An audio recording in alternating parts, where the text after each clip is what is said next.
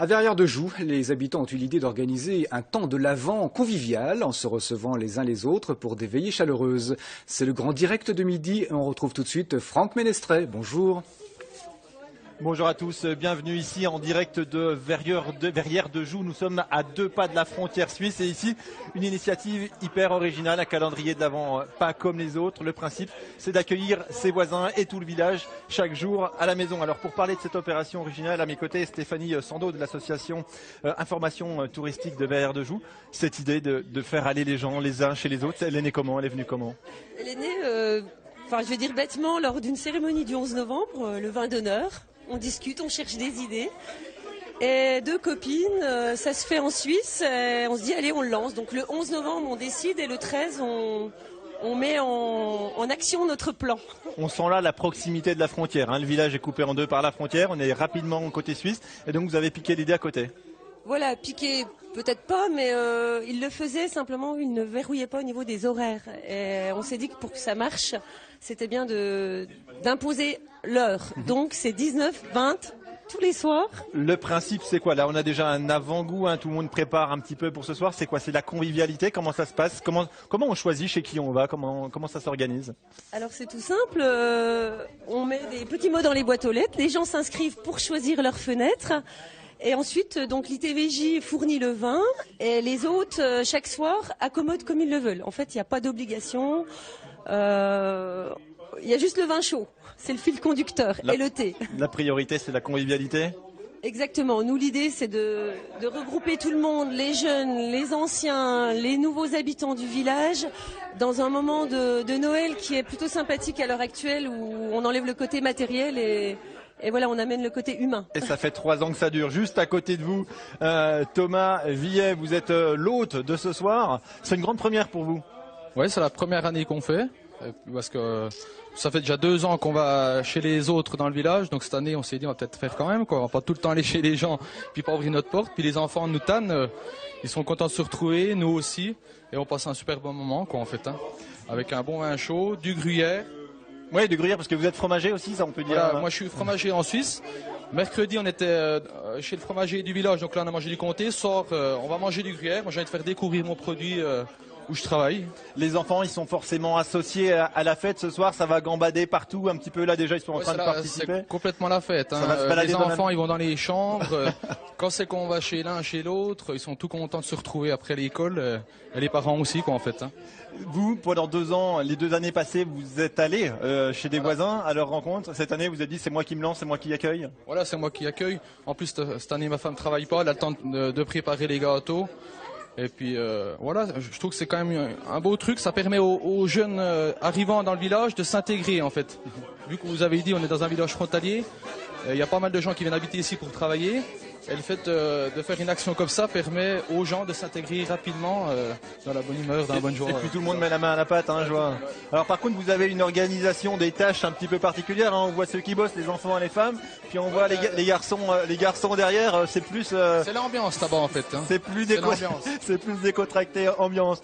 Merci beaucoup pour ce témoignage. Je vais m'adresser maintenant à Florence Jourda qui est à côté de moi. Florence, c'était vous qui accueilliez hier les fenêtres de l'Avent à votre domicile. Ça s'est passé comment? Ça s'est passé très bien. Les gens arrivent à 19 h, donc nous on a préparé des petites choses à grignoter. Et puis on a préparé du vin chaud assez tôt dans la matinée pour qu'ils puissent bien mijoter et garder toutes ses saveurs. Et donc là, ce midi, j'emmène le reste de vin chaud. Et je rembouille. Vous rembouillez? Je rembouille, c'est-à-dire qu'on va verser le reste de vin chaud dans le nouveau qu'elle va cuisiner aujourd'hui.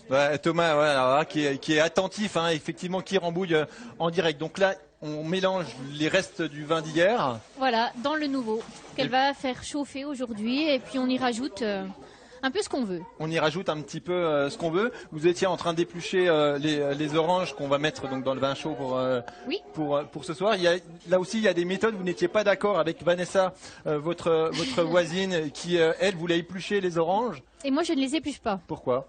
pour garder vraiment toute la saveur de l'orange. Pour gagner du temps peut-être Non, pas pour gagner du temps, mais voilà. On pourrait lancer le débat parce qu'il y en a qui épluchent pas. Pareil pour les pommes, il y en a qui épluchent pas. Il y en a même qui n'en mettent pas d'ailleurs. C'est la deuxième année que vous accueillez cette année? Oui. Comment on apprend? Est-ce qu'on tire les leçons des années précédentes? Est-ce qu'on s'améliore? Est-ce qu'on trouve des petites astuces? On s'améliore peut-être pas, mais en tout cas on est moins stressé parce qu'on connaît, on connaît le fonctionnement, on sait ce qui nous attend, donc voilà, on est toujours bien content de les accueillir. Alors on parle de stress justement, vous allez tendre votre micro à Vanessa.